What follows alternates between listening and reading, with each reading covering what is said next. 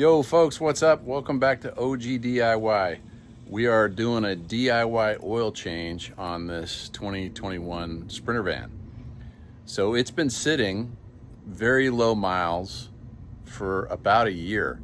And you know, oil starts to degrade after time. We're getting ready to go on a long trip from Texas up to Canada, see our friends up in Canada and try to spread some good cheer after all the nonsense that has been spread of late. Anyway, I'm gonna go spend some good hard dollars up there.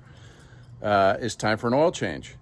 And I'm gonna show you kind of how I do it and the tools and oil I'm using, and we're gonna get into it right now.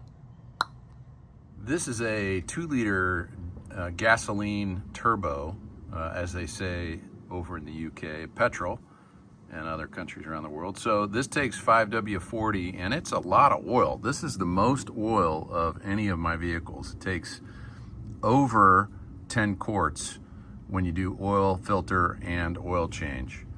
So 17 millimeter for the oil drain bolt. We're ready to go up underneath.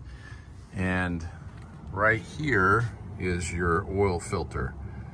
We're gonna pull that off as well when we do the oil filter change.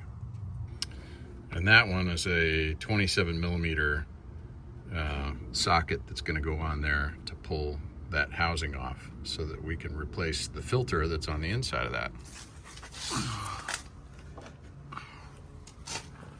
All right, so I warmed this up for about 5 minutes or so, and we're just gonna just loosen this drain bolt. I got my drain ready to go. Hopefully it'll handle all 11 quarts. It's gonna drain for a while. So let's loosen that bolt. All right, quick tug on that, and it came loose, no problem. Let's see how much of a splash we get.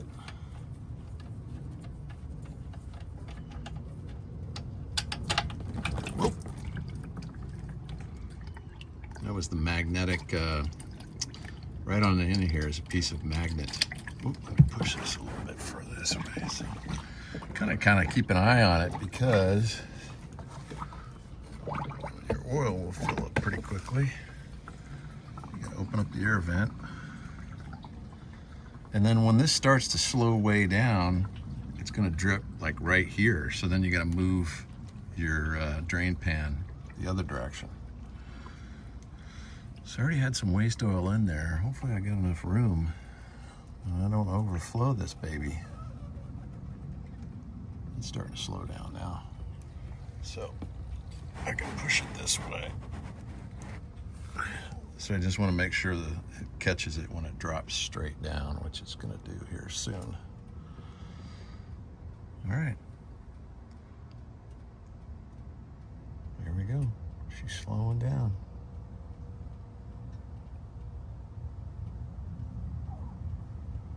Not that you need to necessarily let more air into the system to drain it out at the bottom, but I like to loosen that up.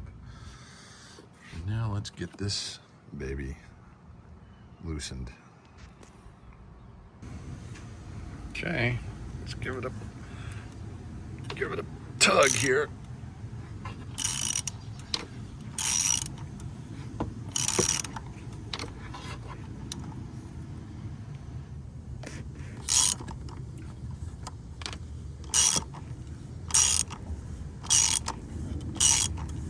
Gonna loosen up a lot more here shortly.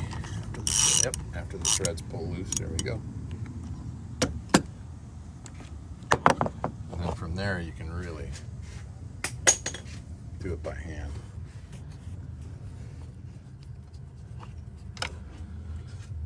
Probably get a little bit of a drip under here, but let's see. Okay, it's loose.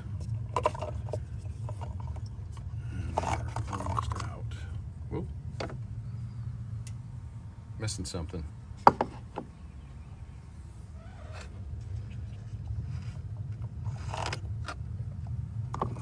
That goes on there, like that. Okay, I'm gonna take this and turn it upside down on the drain pan and get the oil dripped out of there before we move on to put the new filter on and putting the new oil in. Now there's 3 O-rings. There's this one, the smallest, this one next in size, and then of course the big one here. I'm gonna use this all. I'm gonna get up under here and pop these and get them off.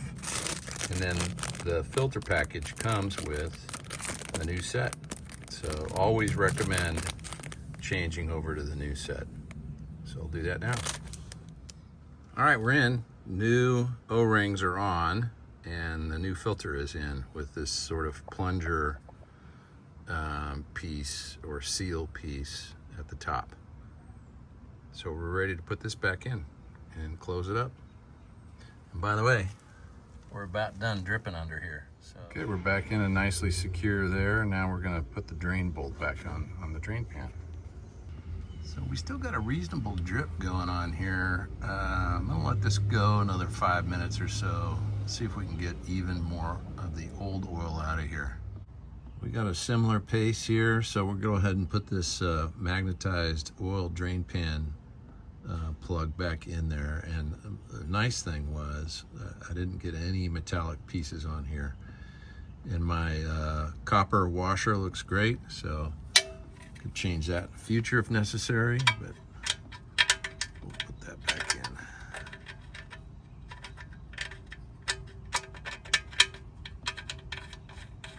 Heavily magnetized, which is good.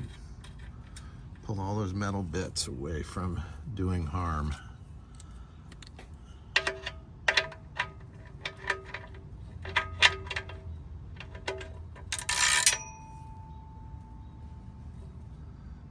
Need to over crank it. That's good. All right, you can do this by pouring the oil straight into there, but I prefer a funnel as it helps eliminate spills. You got a wider opening here, so it's nice.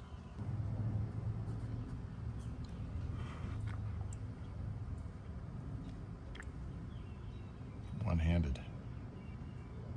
This could be problematic. Trying to fill up a little bit. There we go. Sometimes your funnel can cut off the air recirculation of that filler tube, so you got to slow down. But I think we're in good shape here. All right, here goes the second 5 quarts.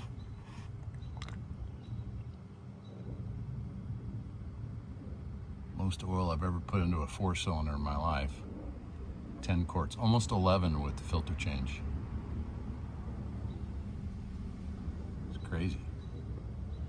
Let that flow down a little bit. All right, I'm gonna fill this one up and then start it up and check it and see how much more oil I need to top it off with.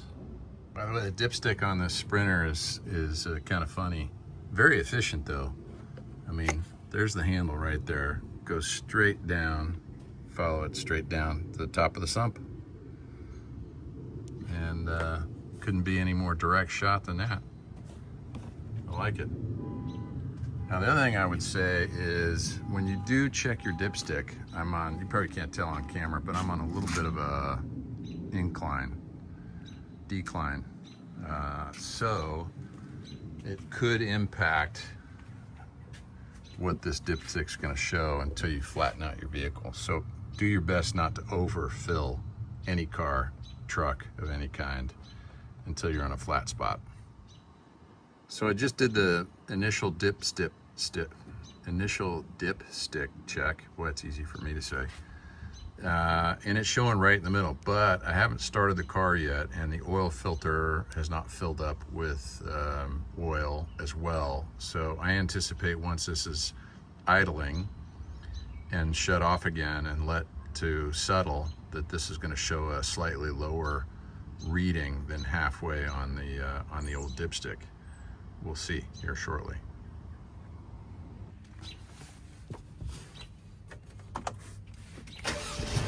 Just gonna do a quick idle up. Is done. Just thought I would take a brief departure and share engineering, which I think is amazing.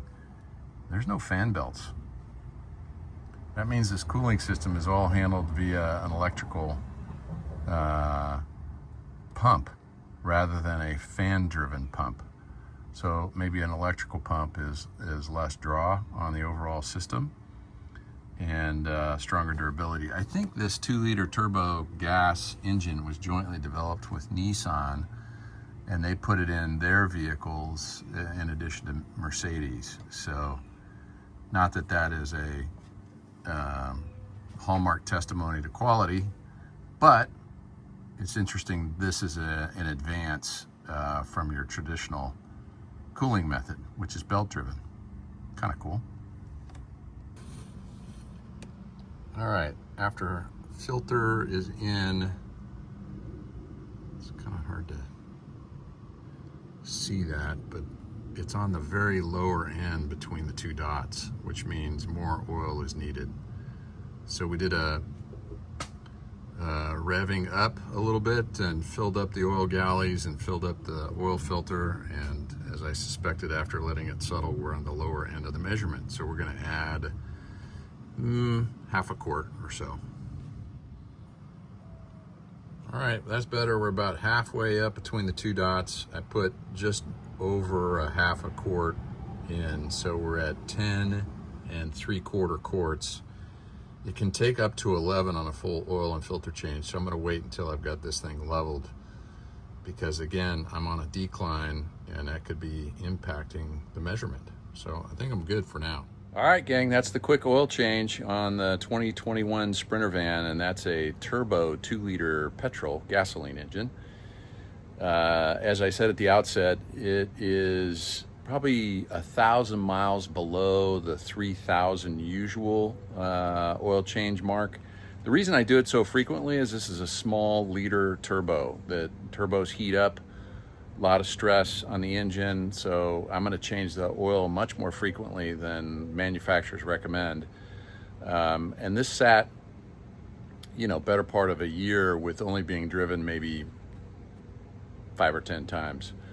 So it was time for a change, and in advance of heading up north to see our Canadian friends and maybe throw out a few apologies for the orangutan that's in the White House. So that's it for this one. Hope you enjoyed this video and learned something from it. Please like and subscribe, and look forward to more DIY videos coming on the Old Guy DIY channel. Thanks. Be good. Bye-bye.